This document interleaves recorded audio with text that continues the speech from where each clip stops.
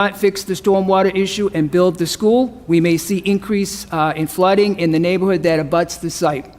Thank you for your flexibility and accommodating meeting times as we work to maintain this ambitious schedule and achieve a fall 2029 opening. I want to thank the school building committee, all the subcommittees. Do not hesitate to contact me. Sincerely, J. Christian Dumas Mayor. And we did through our email as well receive the letter from the MSMBA determining that we were approved. At this time, I would like to bring up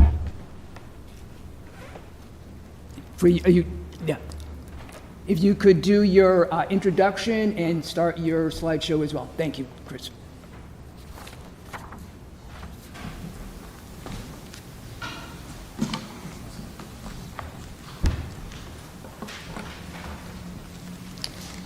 So my name is Christopher Eberly. I'm the project executive from the Vertex companies. We've been working with the City of Marlborough since October of 2024.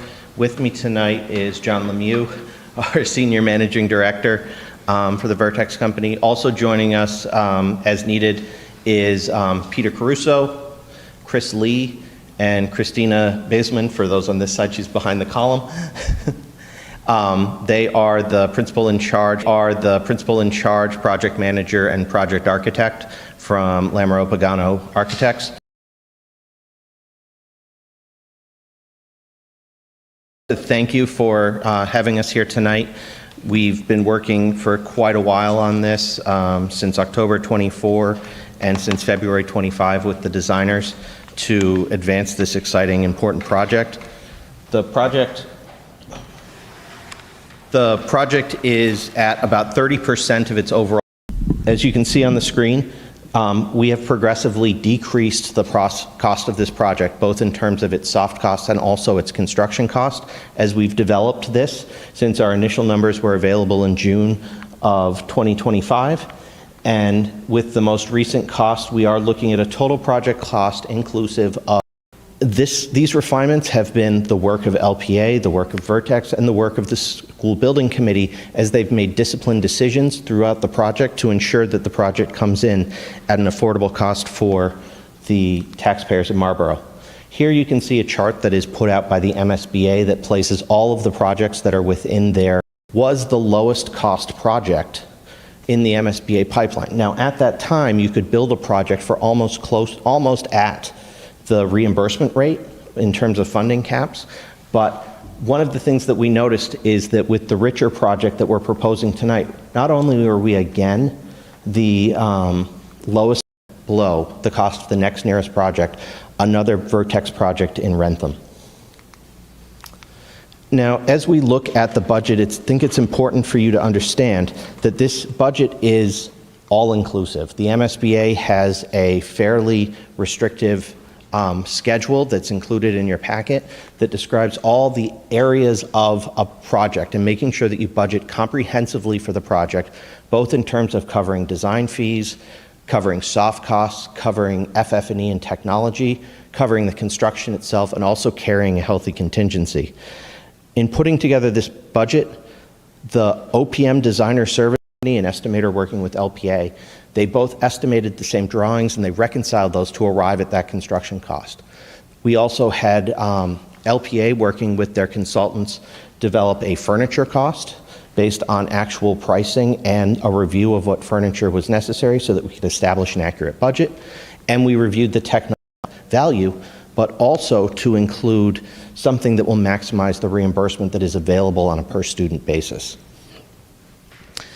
We've also, as I mentioned, you have already appropriated $2 million of this amount, and I think that's important to echo because it lowers the amount that you're looking to, things that the MSBA uses when they determine what your reimbursement is, and in making sure that you have a comprehensive budget.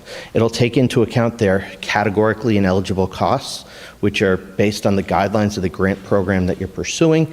It will take into account the cost and budget caps, any ineligible building area. Take us hours to go through all the details of this, and so what I've developed today is a way to try and simplify this for all of you so that I can informatively explain how the system works and what the reimbursement will be for the city of Marlborough. Now, this is the Reader's Digest version. The base rate is recalculated up until you come to the agreement with the MSBA, and they actually raised your base rate based on socioeconomic factors that they study from when you originally agreed to the feasibility study. So moving forward, you'll have a higher reimbursement rate. They evaluate your maintenance score, and they found that you were in the top 25 percentile in terms of maintenance of the schools that they look at, so you got an extra 1.54% on top of that. We've also made the decision that you would be moving forward with the Green Schools program, and so by meeting the requirements of the opt-in energy code and delivering a school that provides a higher quality of air quality for the students, you'll get an additional 4% of those eligible costs. Now, I keep saying the same thing, which is eligible costs, and that's an important component of the MSBA grant program. They put certain caps in place, and I've shown some of them on the screen here, that establish up to those amounts, they will reimburse those costs. Now, in their analysis, 8.8% reimbursement on. Works out to be about 63% in total of the costs of the project will be coming back to Marlborough from the state. So here I've just illustrated a little bit about how that reimbursement works. It's a paid as spent. So as you incur costs, they review those, they audit them on the fly throughout the entire process, and that, based on what those eligible costs determined by that audit are, you'll receive the payments periodically, usually monthly, throughout the course of the project. I've illustrated here sort of the two differences, because what you'll find is that much more of all of the facts and figures that we have provided show to be eligible after that audit. And what you find is that about 74% of those costs in design end up being reimbursed. When you get to construction, you're much more exposed to the cost caps. They work out to be just under $700 per the project came in at. You're actually, that first 100 or 90 or so dollars a square foot is not reimbursed. The effect of that is that when you get to construction versus design, where you're getting 74% of the costs in design, by the time you're in construction, you're closer to 63. But construction makes up so if the eligibility calculations after audit prove true through the course of the job. Now, to make that clearer, I came up with a couple of different scenarios here to help explain how your decisions and the school building committee's decisions as they move through this project can have a huge effect on your reimbursement. So the first option in the green box is that you decide to spend every dollar within your budget. You follow all the rules, everything ends up eligible. The city of Marlborough can look at a project that is 160,000 square feet that they would get for $59,409,098, which is a great value. It's much better than a lot of communities are getting from the MSBA. Now, construction, let's say, comes in 5% under budget. You hire your CM, they get their bids, and we find out that the bids are 5% down. What you can see here is that while the $2, so you're only losing roughly $70,000 in grant, but you're spending $6 million less, because the way that they calculate it is that they calculate where you are at bid, they'll adjust your grant down, they'll say, oh, this what we thought see, and up to 1% of your construction contingency. Now, let's say the bid comes in, we spend everything up to bidding, the bid comes in exactly on target, but we're disciplined in the construction phase. We don't encounter a lot of unforeseens. When that extra scope comes up, the school building committee says, we don't really need that, we want to be fiscally. But the total project cost to the city is going to be $54,919,997. And the reason is that because they cap your costs, all that spending above that cost is spending that is paid for 100% by the city of Marlborough, whereas the spending under that you don't need to put the money into. Now, it's important because construction is schedule and cost. It's important to just touch on the schedule and see what the commitments that we're working on here are. We're coming to you today because our schedule requires a very aggressive approach. We're currently procuring the CM now. October. We're moving forward with design development, which is roughly 50% of the design phase, hopefully by the end of the year. And then we'll be doing early packages as early as March.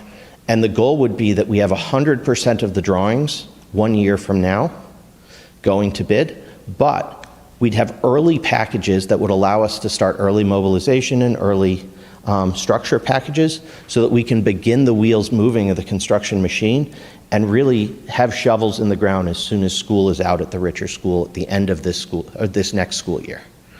So all told, that's what allows us to open the school in the fall of 2029. And with your permission, Mr. Chair, I'll just continue on the stormwater. Thank you. Thank you. So the stormwater came up through the course of the job. It was identified by the DPW that they had a recurrent issue at Ripley and McGee Avenue, where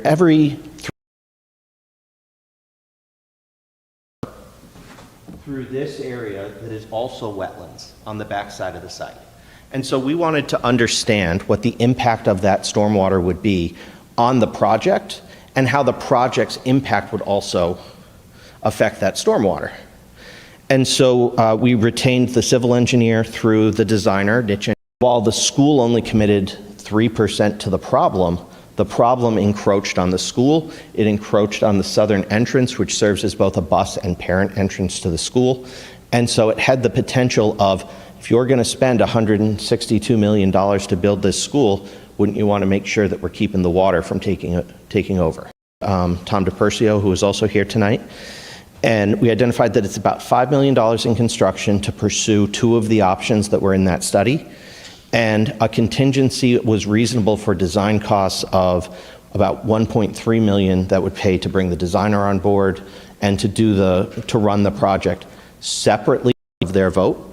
They want it to be entirely separate for various reasons, legal procurement requirements, as well as they want to make sure that when they report on the cost of schools, they're reporting on the cost of the school, not the cost of the school plus whatever the city or town decides to tack onto it. So ultimately, what we're before you today to discuss is that you have a budget before you that's $162,544,091. You have already appropriated $2 million of those dollars, so you are looking at a school that will cost you $160,544,091. The MSBA, if you spend every dollar, will give you $103,134,993. If you spend everything but half your contingency, they will give you that same amount. Add the stormwater to that, the 2 appropriations combined are $63,709,098. Similar to what we did when we visited the Urban Affairs Committee for PSR, we reached out to the treasurer and asked him to help us with the tax impact. He found that for the average, it would be $275.50, which both numbers are about $20 lower than they were at PSR. And as the letter that we have provided to each of you tonight also states, the MSBA has confirmed at their board meeting that they will fund the project. That would be the next step. We like to describe the project scope and budget and the project funding agreement as like buying a house. You put in an offer and you sign that offer. That's your project scope and budget agreement. And then your project funding agreement is the thing that actually starts the grant flowing. So that's what those 2 documents are. So should this architects would continue to design your building, and by the time we get to October, we'll have a third partner on board with the CM so that we can deliver this school in 2029. With that, I will open it up to questions that myself or any of the assembled partners that we've worked with very successfully. The water project's going to entail?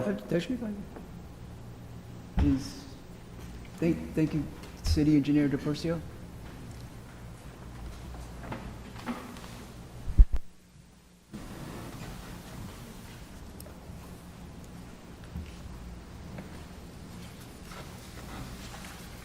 Thank you, councilors. So Chris did a good job of explaining kind of how we came to the decision that this drainage project needs to be done in conjunction with the school project. And Niche Engineering did a good job from a high level of breaking down all the different components to this drainage issue. The short version is that Milham Brook is piped through the neighborhood there. When that neighborhood was built, they took the brook and put it in the drainage trunk lines through the neighborhood they're undersized now. And sort of the wetland system that really surrounds that whole southern part of the school site, it's all tied into that Milham Brook flow. So there's a couple phases, we call them, of the drainage project that were in the design phases started. Right, all the way through. That's one piece of it. And the other piece is going to involve some of the Mass DOT infrastructure for the highway. There's a big stilling basin, they call it, that's behind the school, and a drainage channel. And I also want to do some work at the Lake Williams Dam, because to the extent we can kind of get a spillway there that we can easily control, we can maybe close that in advance of a big storm and kind of delay that part of the flow too. So there's several different components to it, but that's kind of the overview. In-house now, so we anticipate being ready to go out to bid with that part when we have the funding. And the other part, like I said, we're working with Mass DOT, so we're a little bit beholden to their schedule, so hopefully we can get them. Two phases, ideally. One that begins as soon as the winter ends next year, and then the second one would begin the following year, so that by the time we open the school, the goal would be that both are complete. Obviously, that requires DOT to work with the city and the other components there, and we've had lots of conversations with the DPW to make sure that the contractor that we hire for the school understands their role in working with that contractor and getting them access when they need to through the site, to make sure that both can occur concurrently. Right. Thank you. Thank you, Engineer DePercio. Council Orm? Is it a question for? A question. Tom? Tom, you can stay up there too. So how much lineal feet are there in, let me see, so it's going to go through several streets then? It is. It has to be replaced. Yep. rather through. Yeah, all the way to the outfall at And Glen that was Street. my other question, the outfall. Where is the outfall and will it be able to handle, I'm sure you've studied it, will it be able to handle all this additional flow?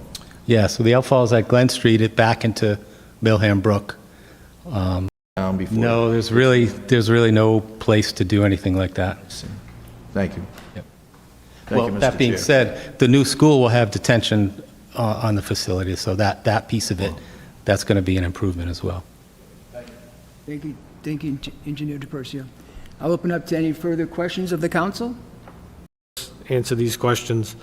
So the tax impact, right? I mean, it's nice to say we want a new school and how much it's going to cost, but people want to know what's it going to cost them, right? That's so you go through a scenario where you say it's up to $275, then drops down.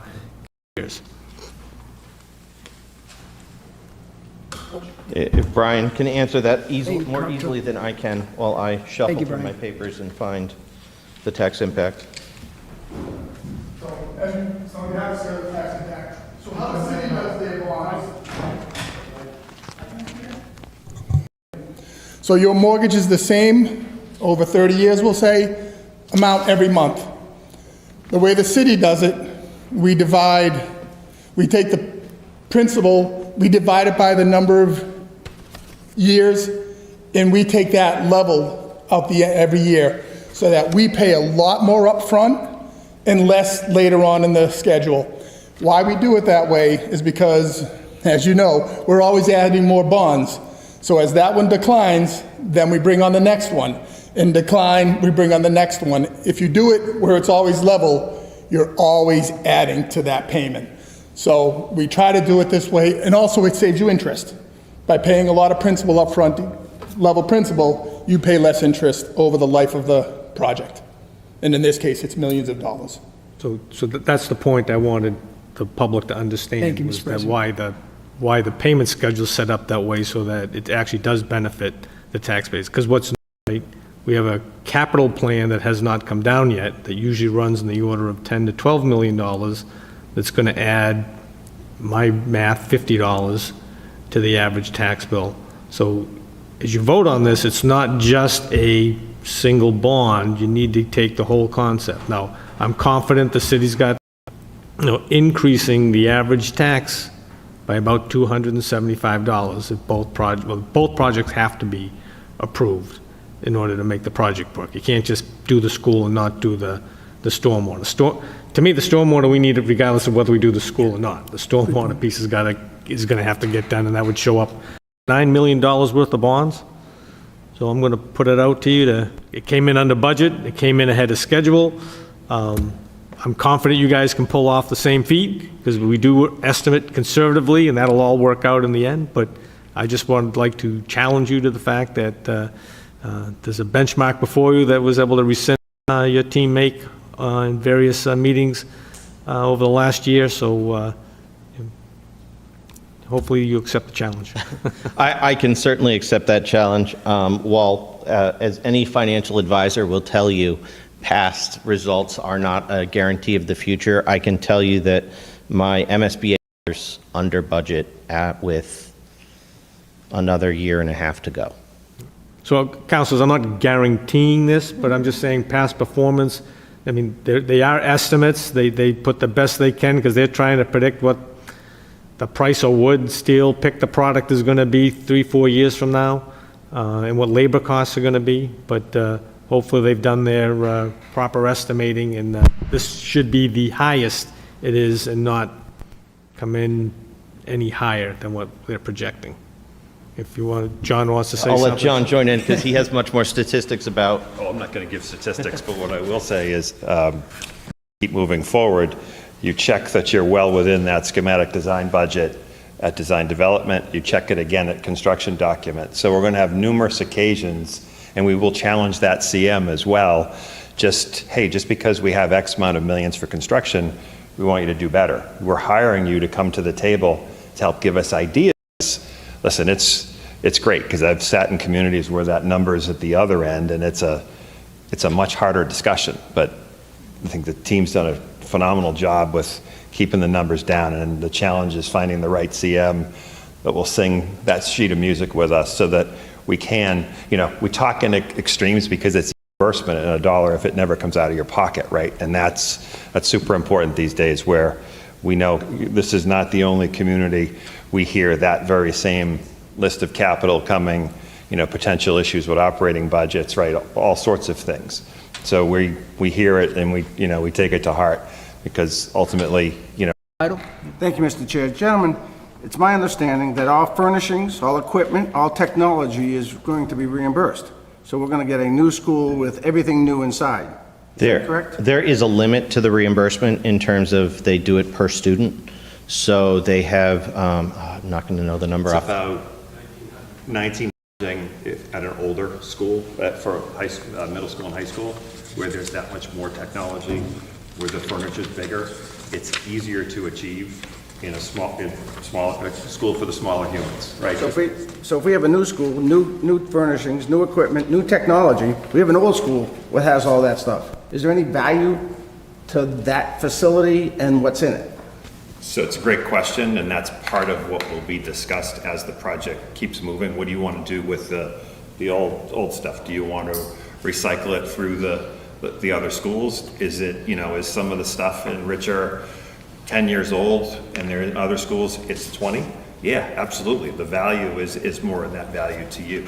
Ultimately, when the CM is on board, they aren't coming on board to manage that, but they will be part of the process to say, okay, if we've got to empty the school out, this is going to be part of our number. If we're going to recycle it, here's what we can suggest. The budget carries about $4.15 million for technology and furniture combined. Of that, all but $847,000 are reimbursed. Now, we base that off of an actual accounting of what we think the furniture will be at this time, using unit costs of Marlboro by the time we get to buying that stuff in 2029. But the reality is that we're going to make decisions the closer we get to those about every aspect of this budget to try and deliver the project for the best value for the citizens of Marlboro. And if we can deliver it for, that $3,847,000, that comes straight out of Marlboro. MSBA is not paying that portion of it, but you want to make sure you get every dollar that MSBA is paying for. Thank you, gentlemen. Thank you, Mr. Chair. Council Vital. Thank you, Chris. Thank you, John. Any further discussion in the committee? If no further discussion, I will entertain a motion. And with that, would move to approve the proposed Richer K-5 elementary school project bond in the amount of $160,544,091. Thank you, Councilor Fitzgerald. Motion's been made and seconded to approve order number 26-100-9766, proposed Richer School. Fitzgerald. Mr. Chair, I would just ask that a suspension is asked at the next meeting. Thank you, Councilor Fitzgerald. Thank you. Absolutely well noted. All in favor? 1, 2, 3, 4, 5. That carries with the suspension. Thank you, Councilor Fitzgerald. Next up is order number 26-100-9766, proposed stormwater bond in the amount of $6,300,000 for the design, construction, and improvement of the stormwater drainage and related municipal infrastructure. We were nicely educated by Engineer DePercio, so I will certainly entertain a motion on this if the committee is ready to do so. Mr. Chair? Councilor Fitzgerald. Thank you, Mr. Chair. Move to approve the proposed stormwater bond in the amount of $6,300,000. Thank you, Councilor Fitzgerald. Motion's been made, and I will second that to approve order number 100-9766, proposed stormwater bond on the appropriation amount of... Mr. Chair, just for clarification, there is no state coverage of this expense. This is all on us, right? That is correct. That is Okay, correct, just Councilor Doucette. wanted to confirm that. Thank And you. as President Ossing mentioned earlier, too, and Engineer DePercio, these things that needed to be done Oh, prior to this... absolutely. Yeah, completely understandable, yes. Thank you, Okay. Councilor Doucette. Yep. Motion was made and seconded.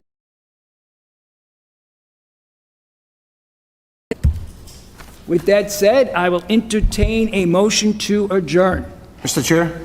Council Vital. Motion to adjourn. Motion has been made and seconded to adjourn. All in favor? 1, 2, 3, 4, 5. We are adjourned at 7:15 p.m.